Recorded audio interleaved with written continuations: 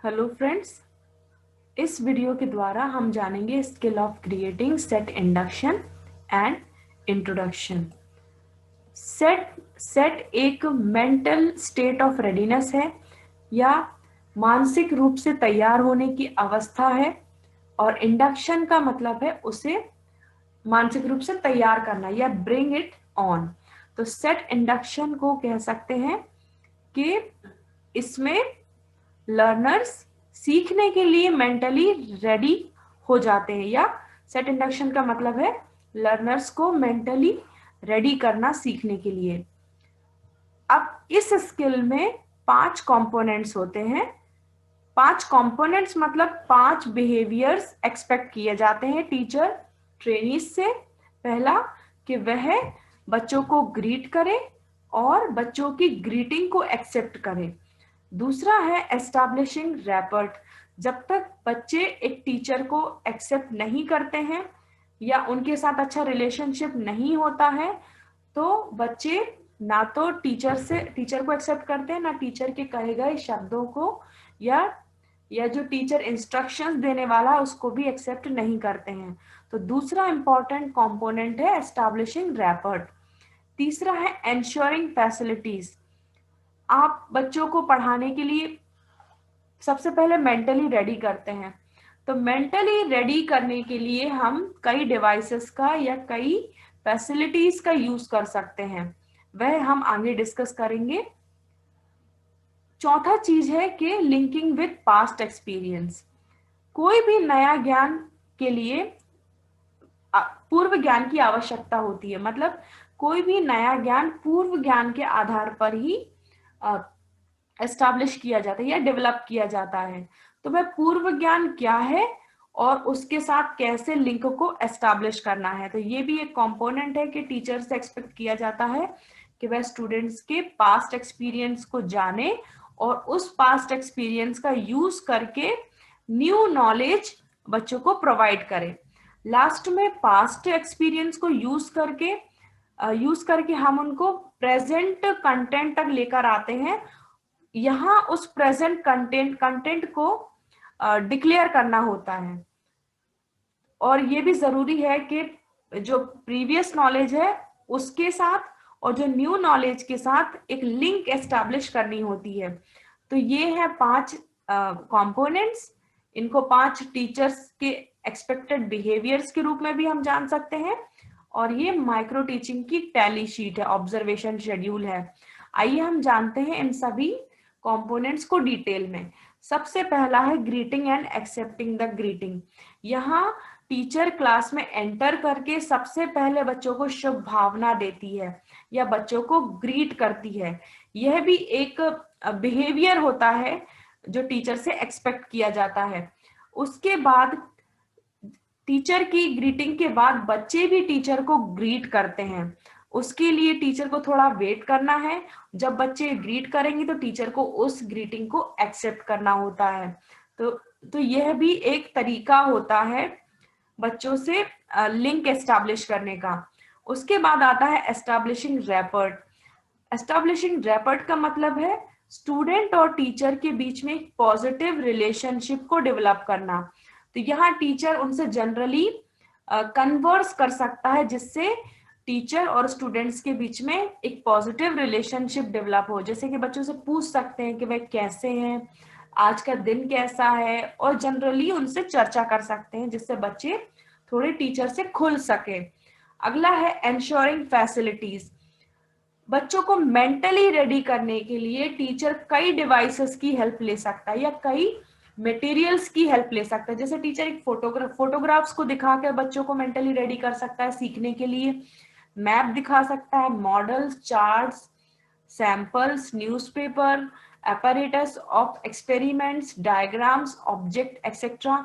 या फिर टीचर कोई स्टोरी सुना सकता है, कोई घटना बच्चों को सुना सकता है, कोई गेम खिला सकता है, पजल, वीडियो, कोई गाना गा सकता है, कोई पोम को नरेट कर सकता है।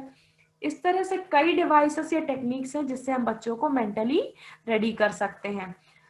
तो ये सभी हम उनके या तो प्रीवियस नॉलेज के बेसिस पर या फिर उनके इंटरेस्ट के अकॉर्डिंग हम ये चूज कर सकते हैं। उसके बाद नेक्स्ट कंपोनेंट है लिंकिंग विद पास्ट एक्सपीरियंस। ऐसा साइकोलॉजिस्ट का मानना है कि कोई भी नया नॉलेज प्रीवियस नॉलेज के बेसिस पर ही कंस्ट्रक्ट होता है। तो टीचर्स को ये मालूम होना चाहिए कि जो टीचर टॉपिक पढ़ाने वाली है उसके लिए कौन से प्रीवियस नॉलेज की जरूरत हो सकती है या किस प्रीवियस नॉलेज की हेल्प से न्यू नॉलेज को डेवलप किया जाए। तो एक एग्जाम्पल लेते हैं। मान लीजिए यदि मुझे एडजेक्टिव्स पढ़ाना है तो बच्चों को कम से कम नाउन का नॉलेज तो होना ही चाहिए, या नाउन के नॉलेज के बेसिस पर मैं उन्हें एडजेक्टिव्स को पढ़ा सकती हूँ। दूसरा है, यदि मुझे टाइप्स ऑफ रेनफॉल्स पढ़ाना है तो उनको रेनफॉल्स का नॉलेज एटलीस्ट होना चाहिए।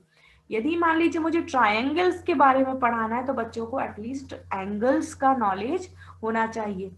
अब यहाँ नाउन के बेसिस पर मैं उनको एडजेक्टिव तक लेकर आऊंगी। तो इस तरह से हम उनके पास्ट एक्सपीरियंस को प्रेजेंट नॉलेज के साथ लिंक कर सकते हैं। और अगला कंपोनेंट है link between introduction and main part.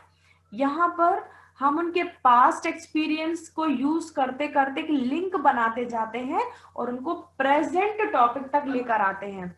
और जब वो प्रेजेंट टॉपिक तक आ जाते हैं तो हमें वह टॉपिक डिक्लेयर करना होता है। जैसे कि मान लीजिए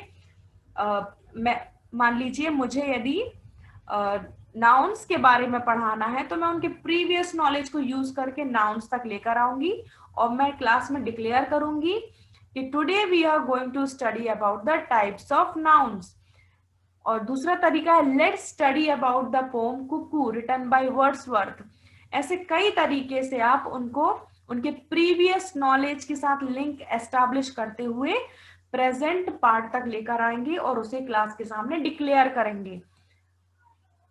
ये माइक्रो लेसन प्लान का एक फॉर्मेट है। यहाँ सबसे पहले आपको स्किल का नाम लिखना होता है, उसके बाद वह क्लास जिसको आप पढ़ाने वाले हैं, वह सब्जेक्ट जिससे आपने कंटेंट को लिया है या टॉपिक को लिया है, वह टॉपिक जिसे आप पढ़ाने वाले हैं, आपका नाम, क्लास का साइज। तो माइक्रो क्लास का साइज होता है 5 to 7 स्टूडेंट्स और माइक्रो स्किल का टाइम होता है, ड्यूरेशन जो होता है वो 5 से 7 मिनट होता है।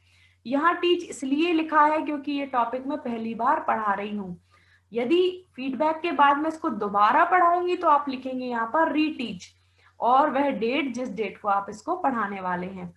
यहाँ पर जैसे कि पहला कंपोनेंट है ग्रीटिंग एंड एक्सेप्टिंग ग्रीटिंग। तो क्लास में एंटर करने के बाद मैं बच्चों को ग्रीट करूंगी तो मैं यहाँ लिख सकती हूँ गुड मॉर्निंग स्टूडेंट्स। उसके बाद सेकेंड कंपोनेंट होता है एस्टैब्लिशिंग रैपर्ड।